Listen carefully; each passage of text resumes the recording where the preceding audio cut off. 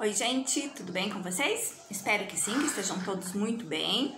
Pessoal, nessa aula de hoje vamos ali para a página 80 do nosso livro didático. Vamos fazer aqui essa atividade sobre esse poema de Milor Fernandes juntos, tá? Para a próxima aula, pessoal, não sei se a próxima ou ainda a que virá depois, eu vou passar para vocês uma atividade para ser feita no caderno de produção textual, tá?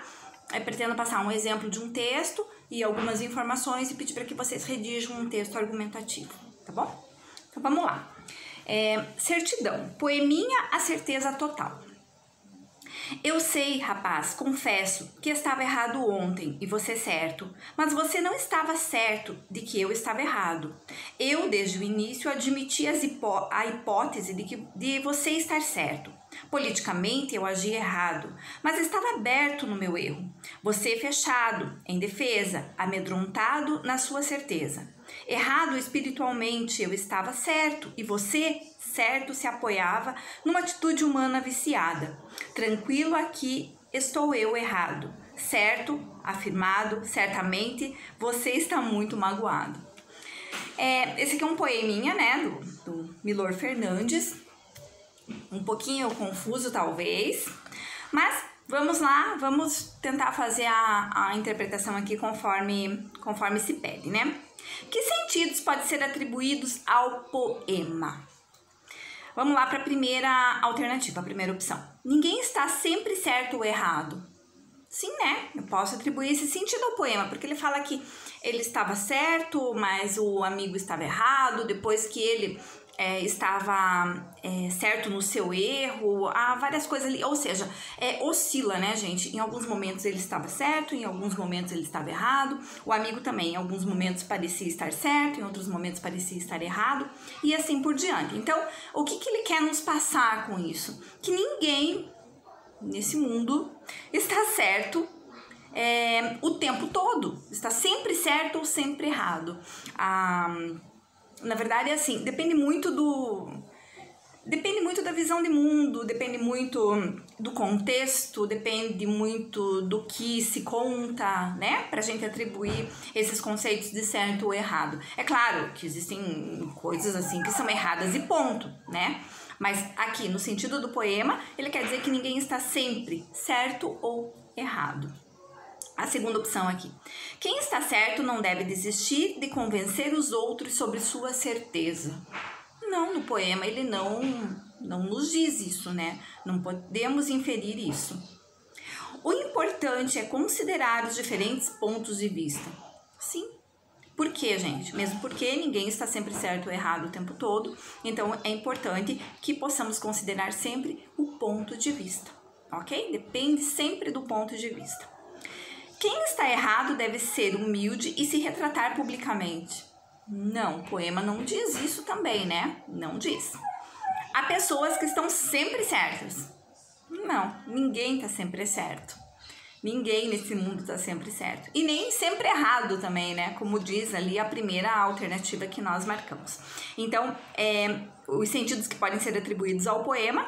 A primeira ali, ninguém está sempre certo ou errado. E a terceira, o importante é considerar os diferentes pontos de vista. Ok?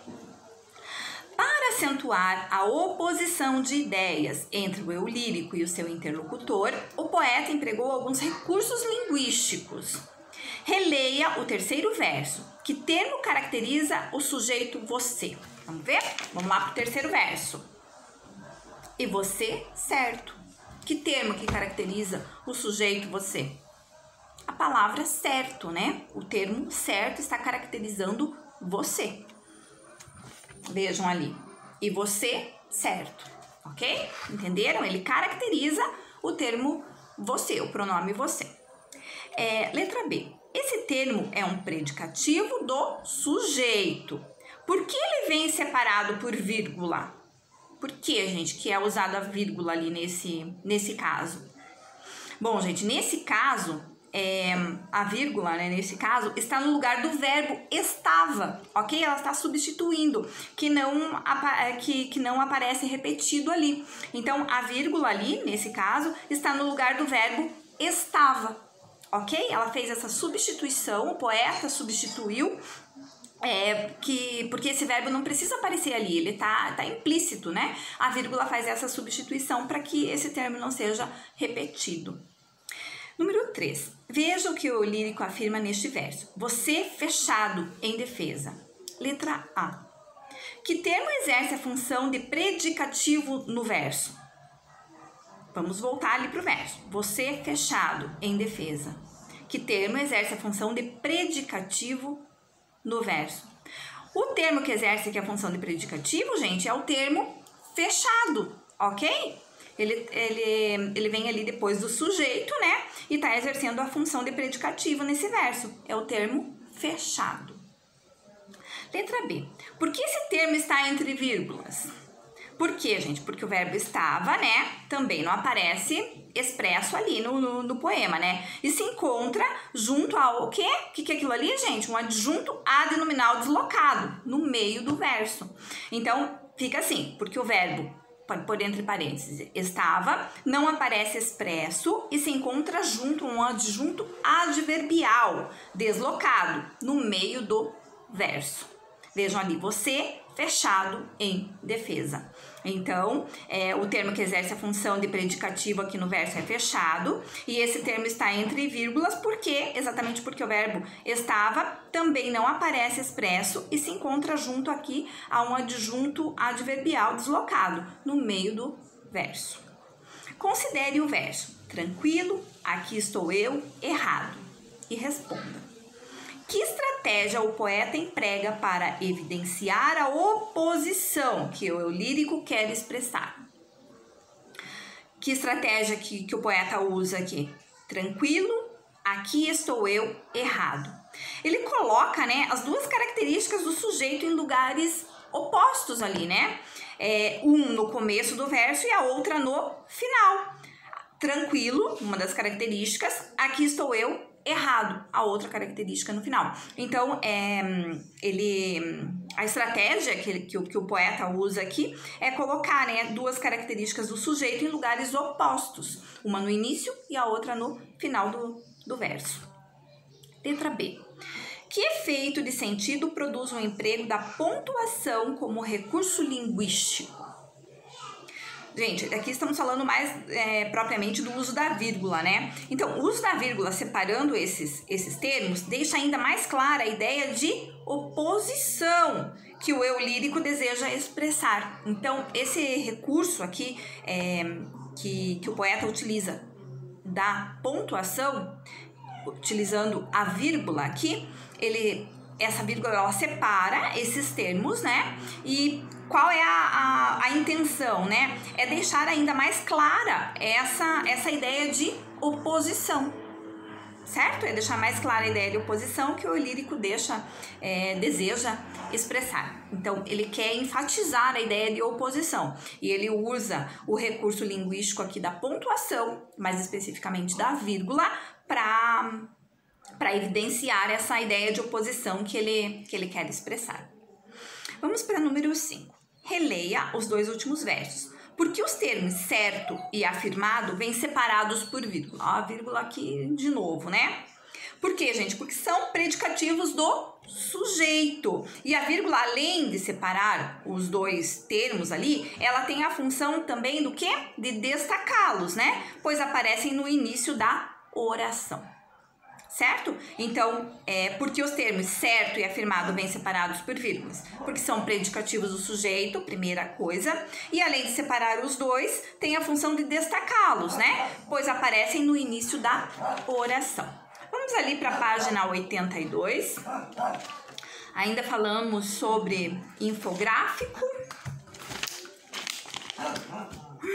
Essa parte aqui vamos deixar para produção textual, para a página 82. Vamos lá para a página 85 agora. Vamos aqui fazer essa revisão que o livro pede, vamos fazer juntos aqui para podermos avançar para o módulo 3 numa próxima aula, tá? Então, vamos lá. É hora de relembrar.